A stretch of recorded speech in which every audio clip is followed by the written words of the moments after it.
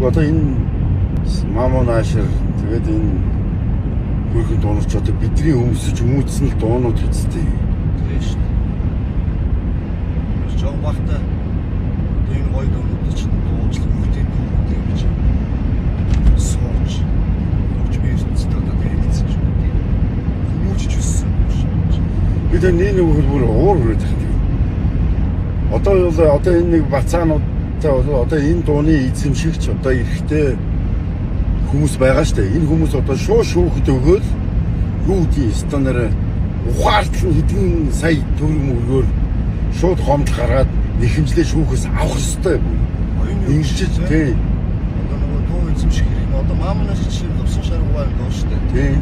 Тэгэхээр Лувсан Шаруугаан одоо дууныг одоо ямар эзэмшдэг юм уу байд юм бол санаж юм уу тийм хүмүүс байдаг болох албаасаар одоо өөрийнхөө одоо эрхийг эзэмшиж байгаа оюуны мэдээллийг эзэмшиж байгаа эрхийг эзэмшиж байгаа хүний хувьд энэ өөрийнхөө зөвшөөрөл эзэмшсэн тэгээд ингэж өөрөж муухай болсон гэдэг нь онцгойж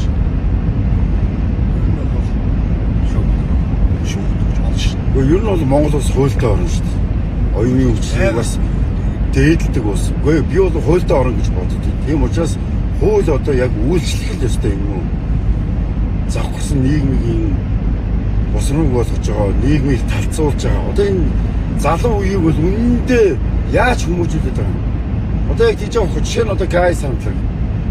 Манай үеийн хамтлаг дуурчид ямар гоё пентатоник аялгуудтай үг хэллэг одоо санаа агуулгатай.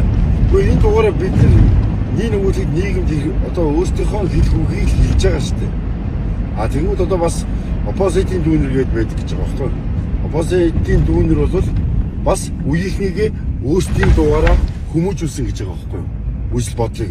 Гэтэл одоо энэ нэг бацаанууд яг энэ жинси альва үеийнхнийг яаж дуугаар хүмүүжүүлээд байгаа юм.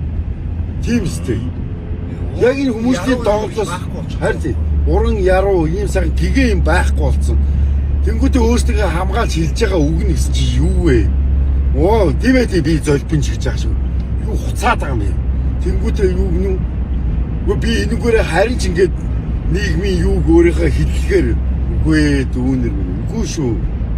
Урлаг гэдэг чинь гэгээн байх хэвээр, ариун байх хэвээр. Уучлаарай. Бидэрт бол таалагдахгүй. Юусэн энэ нэг юм одоо юу гэдэг нэг юм одоо нэг юм ах цах ч гэдэг юм уу нэг юм хөдлөж гэдэг юм уу цензур гэж юм байхгүй болчихлоо байхгүй. Энэ нэг бацааны дуунаар давж байгаа. Ямар ч урлаг хийж байгаа юм байхгүй. Удаа нэг зүгээр нэг аманд орсон гэдэг үгүй.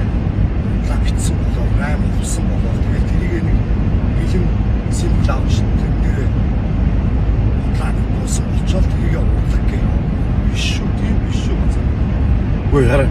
Сэдв дууссан юм уу? Хаашаа юм бэ? Юу хуцаад байгаа юм бэ? Тийм үстэй. Амны салигаар бүр өстө буурж өгөх юм уу? Мо бацаанууд нь зүгээр хаа нэгэн газар хэрвээ тайзан дээр ч юм уу тайзны ар таарлах юм бол над үгзгий чинь зүгээр бутуу хичгэлэн шүү бацаанууд. Даруулгатай байгаа бацаанууд. Тэр бид ч тэгтээ үзээгүй л дээ тэр бичлэг мэтлэгийн тэр гейс самтлаг мантлагын нэг хоёр бачка тийм юм яг писта тэр үеийн чинь писта тэр Чингисийн суудал муудал юу хийвлээ писта яг энэ дээрлэлтийг чинь хамгийн их хийжсэн хүмүүс шүү дээ. Тэгснэ өстой энэс болоод хүүхдүүд дээрлүүлэх гээд байгаа юм хайшаа над бацаанууд юутэй байгаараа магаар чиг писта надад тийм ах бодгоо нохооч байхгүй писта. Яасан гэж юу нийтнэр ах болох гээд одоо. Төрүүлж төрсөн болохоор ах болт юм уу? Төрүүл дуу хийсэн болохоор ах болт юм уу? Мэдгүй ч писта. Тийм үстэй. Тэр кюзэмэзэг би тэр ганцхан кюзэг нэг бичлэг үзсэн. Орчин үед чинь репродийн ким бэ биш хэд юм бэ гэж асуух хэрэгтэй юм өстэй. Писта талхны мөнгөөр үзэл бодлоо зардаг тэр пистакуудыг л харин эн чинь хэд вүлээ гэж асуух хэрэгтэй юм шиг санагдаад байгаа шүү дээ. Гэтэ тэр хүүхдийг нэг үг хэлэхэд ирээд хаагаад олдохгүй байна. Гэхдээ бол бид нар юу гэдэг Монголын урлагт бас 29 жилийн түүхийг бүтээж байгаа хамтлагийн ах хамтлагийн тийм бас хүмүүсийн хувьд тэр хүүхдэд бас хэрэг таарч хамаагүй үгээ хэлчих бодолтой байна. Уг нь бол маш easy шийдчих асуудал байхгүй та. Залуу хүн бас хүн алдаж болно шүү дээ.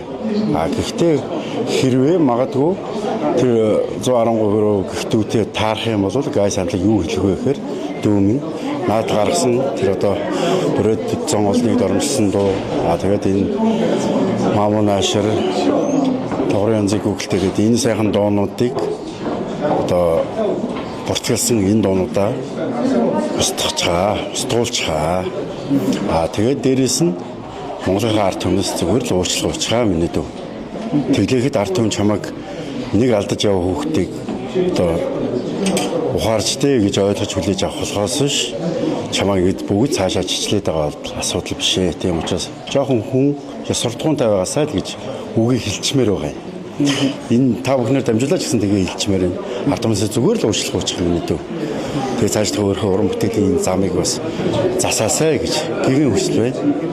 Ер нь цаашаад ингэж хүүхдийн дуу гэдэг юм Монгол ардын дуу ингэж одоо өөр одоо ашиглаж байгаа нөхцөл байдлыг ер нь үргэлжлүүлэхгүй байх тал дээр тэний үед ямар байр суурь. Гэхдээ ерөөсөө л урлагийн хүн бол ёс зүйтэй л байх хэрэгтэй. Урлагийн хүнчлэлийн Монголын ард түмэн бүгдээр гоё ёс зүйтэй бай гэдэг л тийм л уриалга байна.